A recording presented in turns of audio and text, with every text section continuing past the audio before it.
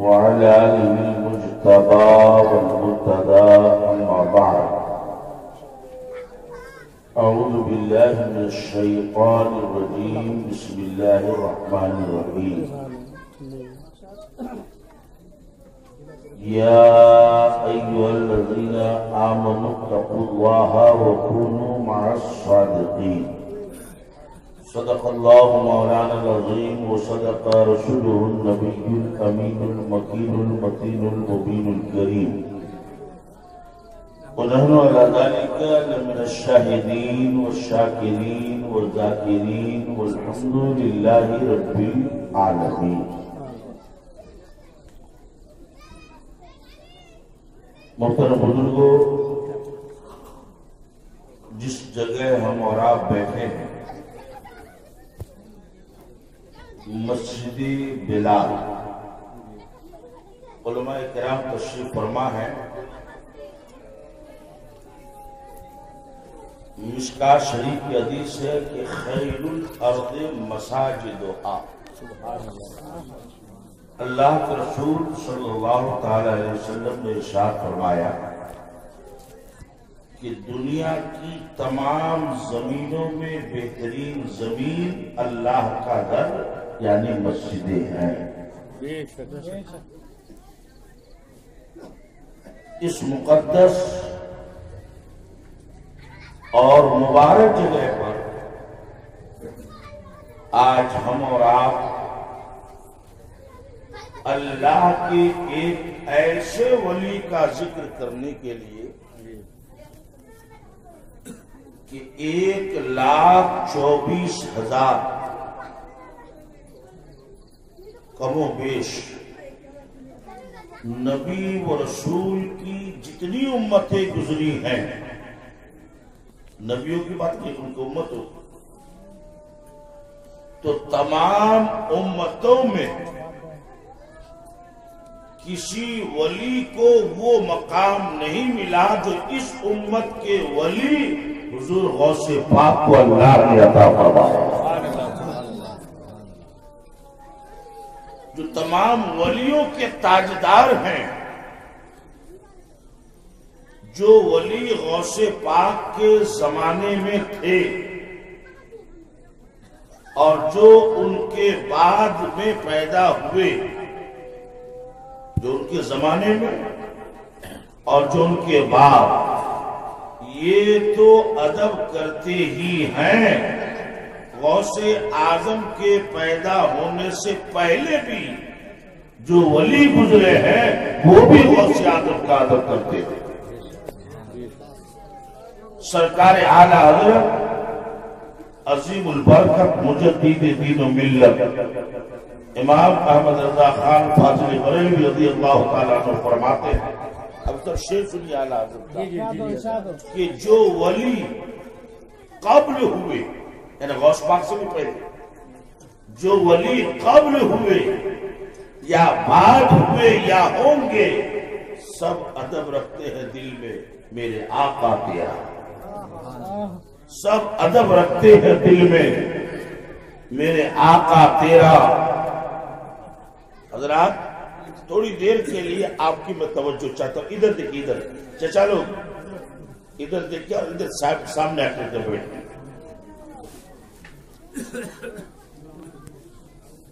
یہ تو آپ حضرات کو معلوم ہی ہے کہ ہمارے نبی کے 2 نواسا تھے. 2 نواسا سمجھتے ہیں نا؟ امام حسن اور امام حسین. امام حسن عمر میں بڑے تھے اور امام حسین چھوٹے تھے. ایک عام عادت ہے انسانوں کی کہ چھوٹے بچوں سے لوگ زیادہ پیار کرتے ہیں.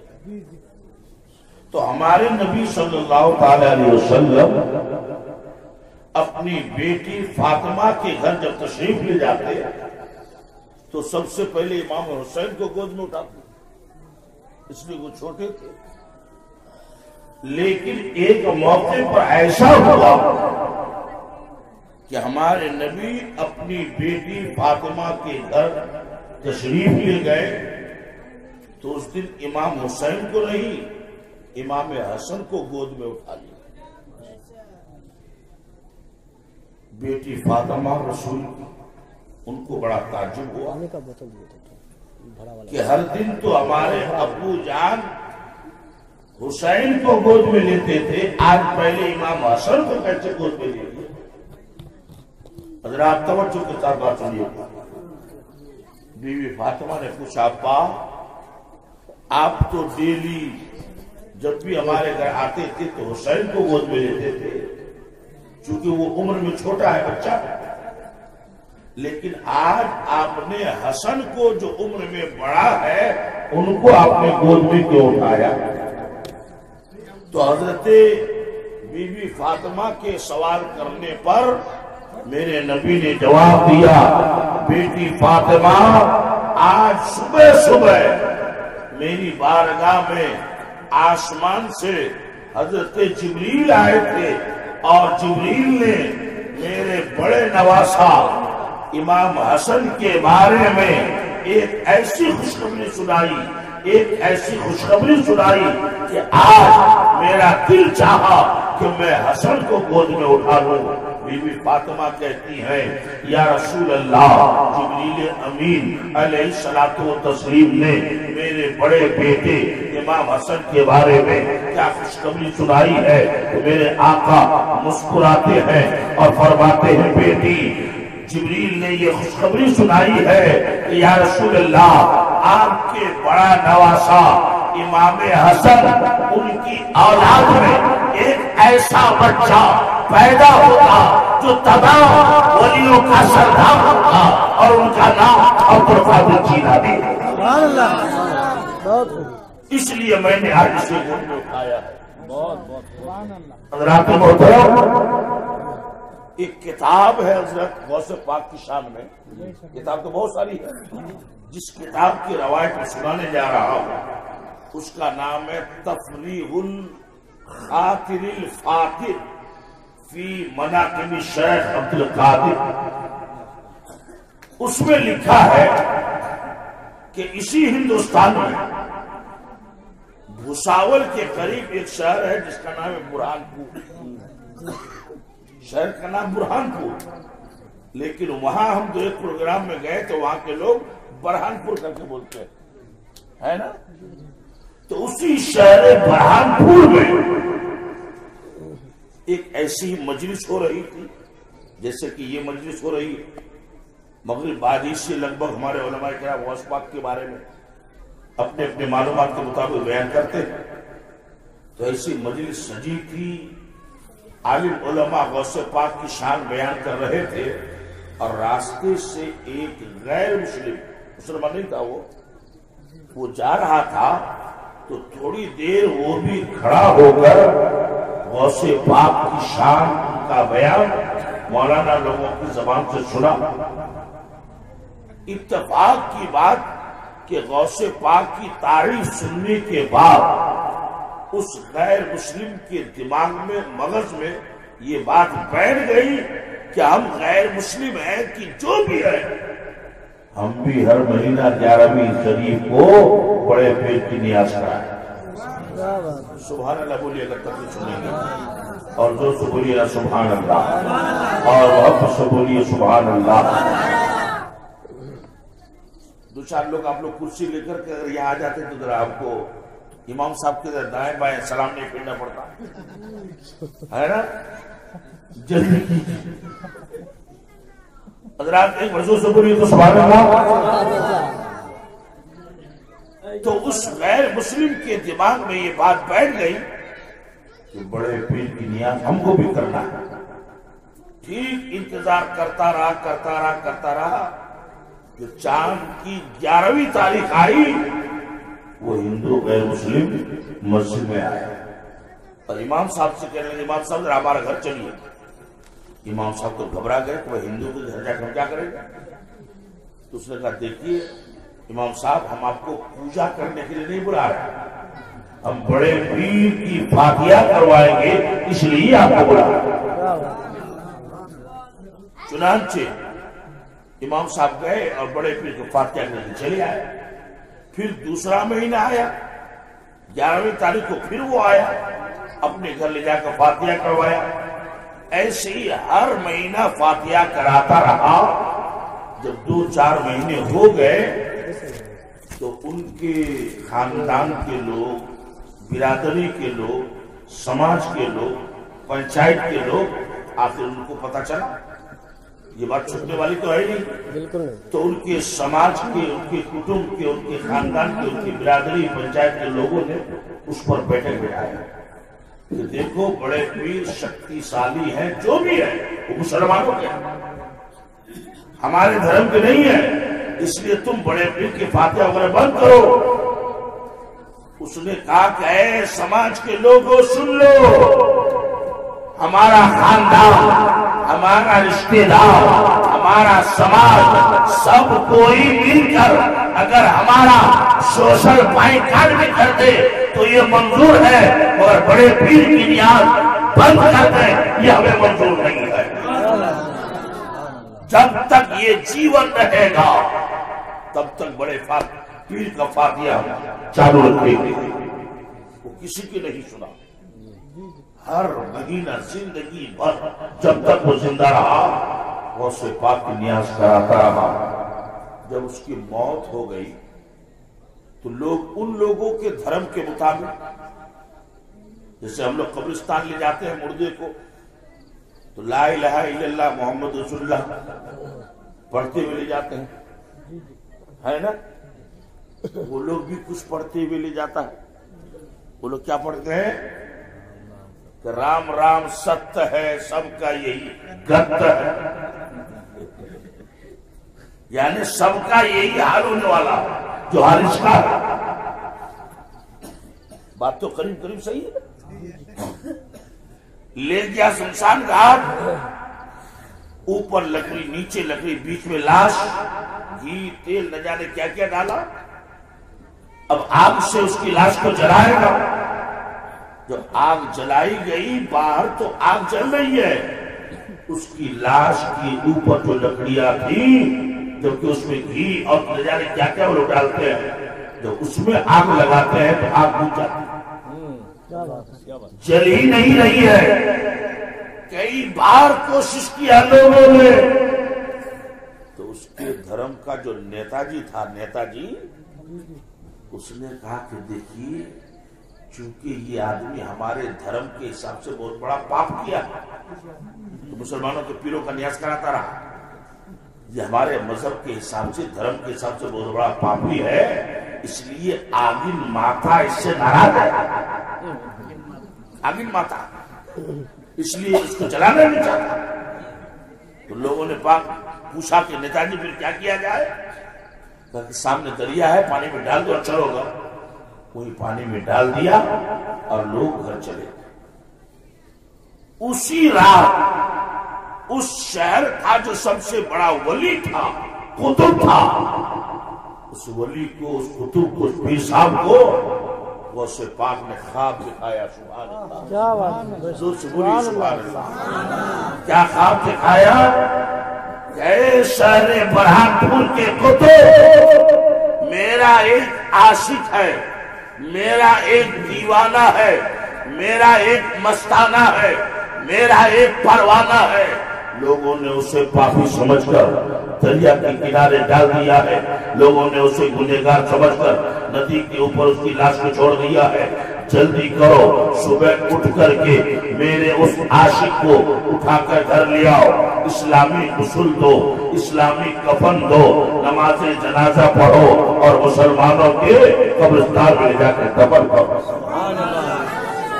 چنانچہ صبح ہو کر اللہ کا وہ ولی کچھ خاص لوگوں کو پہلے بلائے تو میں نے ایسا ایسا خواب دیکھا، تو لوگوں نے مشورہ دیا۔ کوئی بھی کام مشورہ سے ہونا چاہیے، ہے نا؟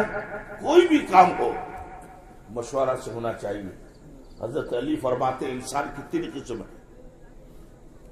نمبر 1 آدمی مکمل آدمی، نمبر 2 آدمی آدھا آدمی، نمبر 3 آدمی آدمی نہیں جانور ہے۔ لوگوں نے پوچھا حضور کیسے؟ تو نبی کے داماد فاتح خیبر شیر خدا مولا علی فرماتے ہیں کہ جو دوسروں کو مشورہ دیتا بھی ہے اور دوسروں سے مشورہ لیتا بھی ہے وہ مکمل انسان ہے۔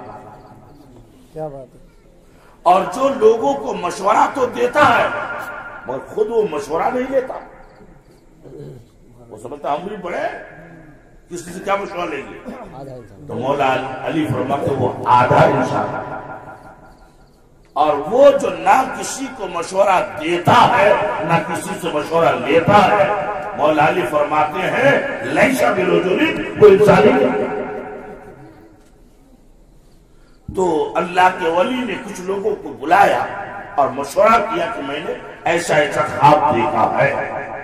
تو لوگوں نے مشورہ دیا کہ حضور صبح کی نماز ہم لوگ پڑھ چکے ہیں، اب وہ دریا زیادہ دور بھی نہیں ہے، پیدل چلتے ہیں، اگر لاش مل گئی تو لے آئیں گے اور سمجھیں گے کہ خواب سچا ہے، اور اگر لاش نہ بھی ملے تو صبح کا ہم لوگوں کا مارننگ ورک تو ہو جائے، نقصان تو ہے ہی نہیں۔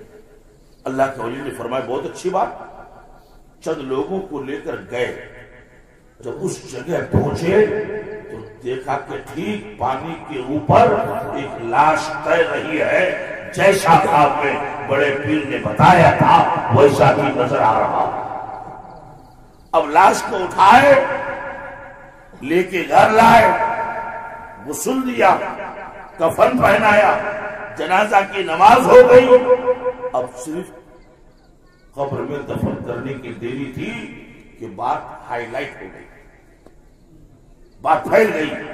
اب ہندو سماج کے لوگ بھی آئے، مسلم سماج کے لوگ بھی آئے۔ ہندو نے کہا کہ یہ تو ہمارے مذہب کا ہے، ہمارے دھرم کا ہے، آپ کو کس نے حق دیا کہ اس کی جنازہ پڑھا کفن دیں؟ اور مسلمانوں میں بھی کچھ کم بولنے والے نہیں ہیں۔ ایک نیک کام کرنے جائیے، ابھی تو ملاد کرنے ملے تو 10 تو مخالف ہو جائے، ہے نا؟ تو مسلمانوں میں بھی کوئی کم نہیں ہے۔ غریب آدمی سے مر جاتا ہے، کوئی کفن دینے والا نہیں، یہ کام نہیں پائے تو ہندو کو جائے کفن نہیں جائے۔ اللہ کے اس ولی نے جب مختلف لوگوں کی مختلف باتیں سنی تو پریشان ہو گئے، تازہ وضو کیا، 2 رکعت نماز پڑھی، مراقبہ میں سر جھکا دیا، غوث پاک کی طرف توجہ لگایا اور عرض کرنے لگا اے پیرانے پیر یا غوث اعظم دستگیر، جسے آپ نے دیوانہ بتایا، عاشق بتایا، لوگ تو اس کو گنہگار بتا رہے، لوگ تو اس کو کافر و مشرک بتا رہے، لوگ تو اسے پاپی بتا رہے، اور آپ نے یہ کہا تھا کہ میرا عاشق ہے وہ، تو بڑے پیر کی طرف سے کیا جواب آتا ہے سنیں گے تو پہلے ایمان کو سبحان اللہ بولیے اور دو سے بول دیجیے سبحان اللہ۔ بڑے پیر، پیرانے پیر، میران میر، روشن ضمیر، قطب الاقطاب، غوث الاغواث، محبوب سبحانی، قطب ربانی، شہباز لامکانی، غوث الثقلین، شیخ الجن والانس، حضرت سیدنا شیخ عبد القادر جیلانی، محی الدین بغدادی رضی اللہ تعالیٰ عنہ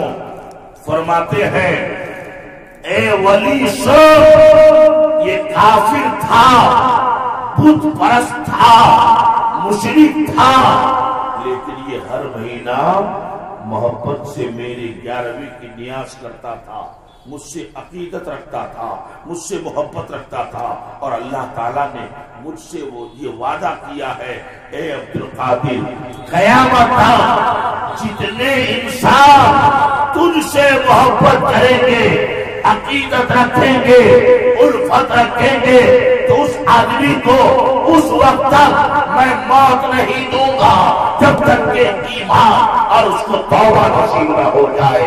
تو یہ غیر مسلم تھا، مگر مرنے سے پہلے اس نے میرے نبی کا کلمہ لا الہ الا اللہ محمد رسول اللہ پڑھ لیا ہے، اب یہ غیر مسلم نہیں، یہ بھی مسلمان ہو چکا ہے۔ جب سچے دل سے اس نے نبی کا کلمہ پڑھ لیا ہے، اس لیے اس کی لاش میں لکڑی کے اوپر آگ نہیں جل رہی تھی۔ ارے دنیا کی آگ تو کیا ہے، اب تو اسے جہنم کی آگ بھی جلا جا سکتی ہے۔ بے شک، سبحان اللہ، سبحان اللہ، بہت خوب۔ حضرات محترم، تو بڑے خوش نصیب ہیں وہ لوگ جو عقیدت و محبت کے ساتھ بڑے پیر کی نیاز کرے، بڑے پیر کا جشن منائے، شکریہ، بڑے پیر کی خوشی منائے۔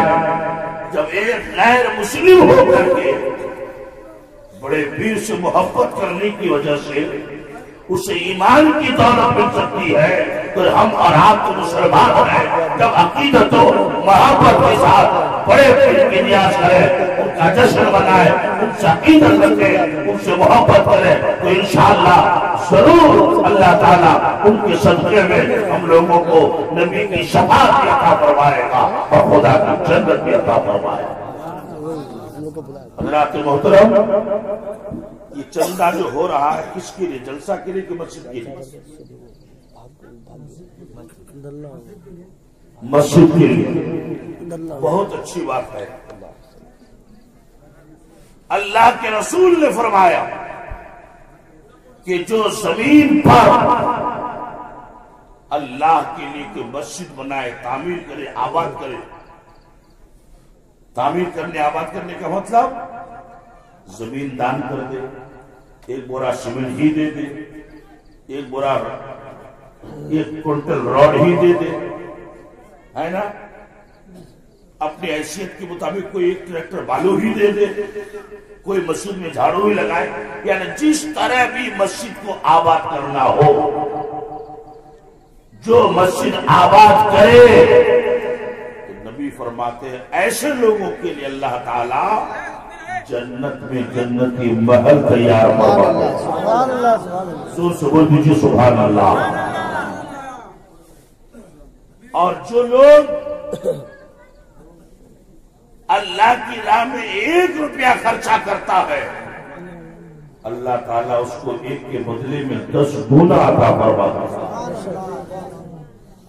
اب یہ زمین جس نے بھی وقف کیا ہے یا مسجد کے لیے دیا ہے، اگر بغیر قیمت کے خدا کے نام پر دیا ہے، تو جب تک یہ مسجد قائم رہے گی، لوگ نماز پڑھتے رہیں گے، زمین دینے والے کو اس کا ثواب ملتا رہے گا۔ اسی کا نام صدقہ جاریہ ہے۔ 1-2 منٹ میں چھوٹا سا واقعہ بیان کر دوں، پھر تھوڑا بہت مجھے کلیکشن بھی کرنا ہے۔ ہمارے نبی کے داماد حضرت علی، جو تمام ولیوں کے سردار کے، یہ سبحان اللہ، یہ ہمارے نبی کے کون ہے؟ داماد ہے۔ بی بی فاطمہ جو نبی کی سب سے چھوٹی اور پیاری بیٹی تھی، انہی کا شوہر امام حسن حسین کے والد۔ تو بی بی فاطمہ کی ایک دن طبیعت خراب ہو گئی، بخار ہو گیا۔ عام طور سے جب آدمی کو بخار ہو جائے تو منہ کا مزاج اس کا خراب ہو جاتا ہے نا، ہر چیز کو کڑوی تیتا معلوم ہوتا ہے، منہ کا مزہ بگڑ جاتا ہے۔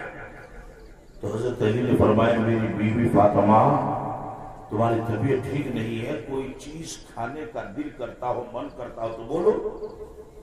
تو انہوں نے کہا کہ مجھے انار کھانے کا من کرتا ہے۔ انار سمجھتے ہیں نا، کیا بولتے ہیں ہم لوگ اس کو؟ بے دانہ، بے دانہ، یعنی اس میں کوئی دانہ ہے نہیں۔ یہ بھی کیا زبان ہے ہم لوگوں کی، ہر زبان میں کتاب نکلی ہے، گرامر ہے، اس زبان میں نہ کوئی کتاب ہے، نہ کوئی گرامر ہے، نہ کوئی قانون۔ بیمار بولے، تمام پھلوں میں سب سے زیادہ اسی میں دانا، اور اسی کا نام ملے بے دانا۔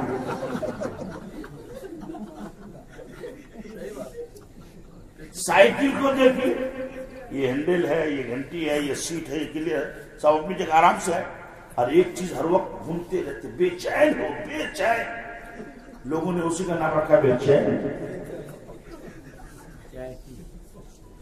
ہے نا؟ یہ تو ایسے ہی ہوا کہ پڑھا لکھا گزرے نام محمد فاضل، عالم سے اوپر، اور محمد فاضل پڑھا لکھا عالم بھی نہیں. وہ ٹرین میں جو گئے تھا. تو بہرحال بی بی فاطمہ نے کہا مجھے انار کھانے کا من کرتا. اب 2 منٹ برداشت کرو نا، 2 منٹ، صرف 2 منٹ، مہربانی بیٹھے صرف 2 منٹ بس. تو اس وقت غریبی اتنی تھی چچا کہ حضرت علی کی جیب میں 1 روپیہ بھی نہیں تھا. بیوی کے لیے انار کیسے لاتے؟ تو گھر میں جو چادر بچھاتے تھے سونے کے لیے، اسی چادر کو حضرت علی نے اٹھایا کہ کسی کو بیچ دیں گے. اللہ اکبر، کتنی غریبی تھی. پرانی چادر لے گئے مارکیٹ، بیچا تو اس سے اتنا پیسہ ملا کہ 1 ہی انار ملا. پرانی چادر دام بھی کم، 1 ہی انار لے کر حضرت علی گھر آ رہے تھے. راستے میں ایک مسجد تھی، مسجد کے کونے میں ایک فقیر بیٹھا ہوا تھا، ہاتھ پیر سے مجبور تھا. اس نے دور سے دیکھ لیا کہ نبی کے داماد آ رہے ہیں، فاتح خیبر آ رہے ہیں، تمام سیدوں کے باپ آ رہے ہیں، تمام ولیوں کے تاجدار آ رہے ہیں. جب 5-10 ہاتھ قریب کا فاصلہ رہ گیا تو اس بندے نے پکارا، ہے کوئی اللہ کا بندہ جو خدا کے نام پر مجھے 1 انار دے دے؟ اگر ہم اور آپ ہوتے تو سوچتے کہ 1 ہی انار ہے، بیوی بیمار ہے، تو ہم لوگ اس کو رومال میں لپیٹ سپٹ کے فقیر دیکھنا نہیں. لیکن یہ شیر خدا ہے، نبی کا گھرانہ ہے، کبھی کسی سائل کو محروم نہیں کیا. اسی نبی کے گھرانے میں سے ایک خواجہ غریب نواز ہے، خواجہ ہند وہ دربار ہے اعلیٰ دیا، کبھی محروم لوٹا ہی نہیں، مانگنے والا. مولا علی نے بغیر کسی سوچ و فکر کے، بغیر کسی تردد کے وہی انار اس فقیر کو دے دی. سبحان اللہ. اور خالی ہاتھ گھر آئے، مگر گھر آ کر چپ چاپ بیٹھ گئے کہ بیوی پوچھے گی میاں چادر لے گئے تھے انار کدھر؟ بیوی کو جواب کیا دیں گے؟ اس لیے تھوڑا سا دماغ میں ٹینشن تھا. مگر بیوی کیسی تھی؟ ایرے غیر نتو خیری کی بیٹی نہیں، رحمت للعالمین کی بیٹی، سید المرسلین کی بیٹی، خاتم النبیین کی بیٹی، طٰہٰ و یاسین کی بیٹی، مزمل و مدثر کی بیٹی، مکی سردار کی بیٹی، مدنی تاجدار کی بیٹی. انہوں نے دیکھا میرا شوہر ٹینشن میں ہے، آگے بڑھتی ہے، سلام کرتی ہے اور کہتی ہے میرے شوہر آپ فکر نہ کریں، جس وقت آپ نے اس فقیر کو انار دیا ہے اسی وقت سے میرے دل سے انار کھانے کی تمنا ختم ہو چکی. غائب دار رسول کی بیٹی، سبحان اللہ. میاں بیوی میں یہ بات ہو رہی تھی، کسی نے دروازے پر دستک دیا، ایسے کھٹکھٹایا. حضرت بیوی فاطمہ اندر چلی گئی پردے کے لیے، اور مولا علی باہر. گیٹ کھولا تو ایک صحابی رسول حضرت سلمان فارسی اتنی بڑی پلیٹ میں کپڑا ڈھانک کر کوئی سامان لے کے آئے. علی نے پوچھا سلمان یہ کیا ہے؟ حضرات توجہ دیجئے، توجہ ادھر دھیان. سلمان یہ کیا ہے؟ تو سلمان فارسی جو لے کے آئے تھے وہ کہتے ہیں علی یہ 9 انار ہے، اللہ کے رسول نے تمہارے لیے بھیجا. سبحان اللہ بولیے، سبحان اللہ بولیے. ہم اور آپ ہوتے تو بہت خوش ہو جاتے، ایک کے بدلے میں 9 ملا. اور علی کہتے ہیں کہ نہ، یہ 9 انار میرا نہیں، لانے والا کہتا ہے آپ کا ہے، علی انکار کرتا ہے یہ میرا نہیں ہے۔ ابھی ہمارے مفتی صاحب کے لئے کتنی شاندار تقریر کر رہے تھے کہ علی علم کے شہر کا دروازہ ہے، باب مدینۃ العلم ہے۔ علی کہتے ہیں یہ 9 انار ہمارے نہیں ہے، وہ کہتے ہیں یہ آپ ہی کے لیے ہم لائے ہیں۔ علی کہتے ہو ہی نہیں سکتا، اس لیے کہ رب نے قرآن میں فرمایا ہے من جاء بالحسنۃ فلہ عشر امثالھا، تو اللہ کی راہ میں ایک خرچہ کرے گا اللہ اس کو 10 دے گا۔ اگر ہمارا ہوتا تو 10 انار ہوتا، 9 نہیں ہو سکتا۔ سبحان اللہ۔ تو لانے والا ایک انار کو کمبل کے نیچے رکھا تھا، انہوں نے نکالا، فرمایا علی آپ نے صحیح فرمایا، نبی نے 10 انار دیا تھا، مگر اے علی سن، زمانہ کچھ غلط نہ سمجھ لے، تاریخ بنے گی، ہسٹری بنے گی، تو یہ انار میں نے بے ایمانی کے لیے نہیں چھپایا تھا، بلکہ تمہارے علم کا امتحان لے رہا تھا۔ واقعی تم باب مدینۃ العلم ہو۔ حضرات محترم، تو اس سے پتا چلا کہ جو اللہ کے راہ میں ایک خرچہ کرتا ہے اللہ اسے 10 گنا عطا فرماتا ہے، اور یہ تو مسجد ہے۔ سبحان اللہ، سبحان اللہ۔